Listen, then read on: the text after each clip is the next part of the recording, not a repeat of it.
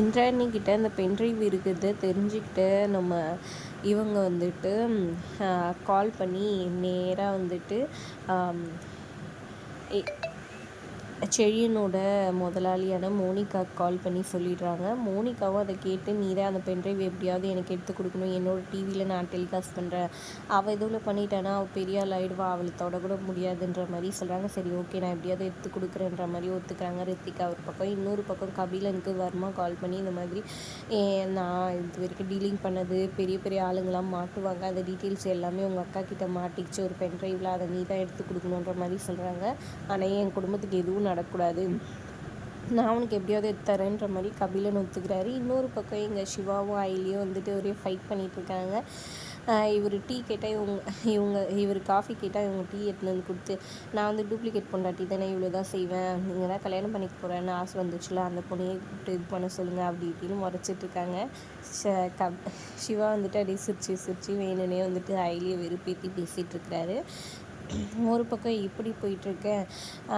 இங்கே பார்த்திங்கன்னா இந்திராணி வந்துட்டு சித்தப்பா வந்து கேட்குறாரு, உங்ககிட்ட வந்து மினிஸ்டரோட ஆதாரம் இருக்குதா, அதனால் அவங்க ஆளுங்க வந்து ஆஃபீஸ்லேருந்து ஒரு பிரச்சனை பண்ணிட்டு போனாங்கன்னு சொல்கிறாங்க, அப்படின்னா நான் கண்டிப்பாக இதை வந்து வெளியே கொண்டு வருவேன் அப்படின்ற மாதிரி சொல்ல, அதெல்லாம் எதுக்கு நம்மளுக்கு, அதெல்லாம் வேண்டான்ற மாதிரி வீட்டில் இருக்க எல்லாருமே சொல்கிறாங்க, கபிலன் உட்பட எல்லாருமே சொல்ல. ஆனால் சிவா மட்டும் இல்லை, நம்ம என்ன பொய்யா சொல்ல போகிறோம், உண்மை தானே சொல்ல போகிறோம், நீங்கள் தைரியமாக சொல்லுங்கக்கா, அவங்க கூட நான் இருக்கேன்ற மாதிரி சொல்கிறாங்க. உங்களுக்கு எதுக்கு தேவையில்லாத வேலைன்னு சிவாவை பிடிச்சிட்டு கபிலன் கத்த ஆரம்பிக்கிறாரு.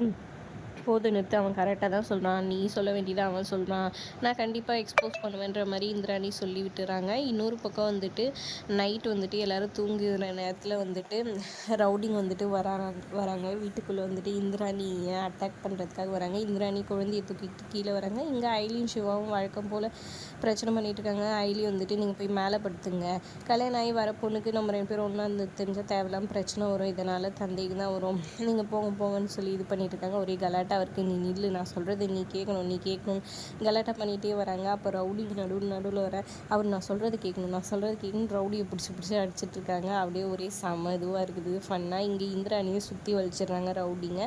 அப்புறம் உங்கள் சித்தப்பா வந்துட்டு இந்திராணி இது பண்ணுறதுக்காக வர அவரை பிடிச்சி ரவுடிங்க அடிச்சு விட்றாங்க. அப்புறம் அவங்க ஒய்ஃபு அவங்க தங்கச்சி எல்லோரும் வந்துடுறாங்க. கபிலன் அதுக்கப்புறம் வந்துட்டு அந்த ரவுடிங்களை அடிக்கிறாரு, செம்மையாக ஒரே அடி போடுறாரு. என்ன நடக்க போகுது பொறுத்திருந்து பார்க்கலாம். இந்த ரவுடிங்க வர்மாவோட செட்டப்பா இல்லை கபிலனோட செட்டப்பா இல்லை ரித்திகாவோட செட்டப்பான்றதை பொறுத்திருந்து பார்க்கலாம். வீடியோ பிடிச்சிருந்தால் லைக் பண்ணிக்கோங்க. தேங்க்ஸ் ஃபார் வாட்சிங்.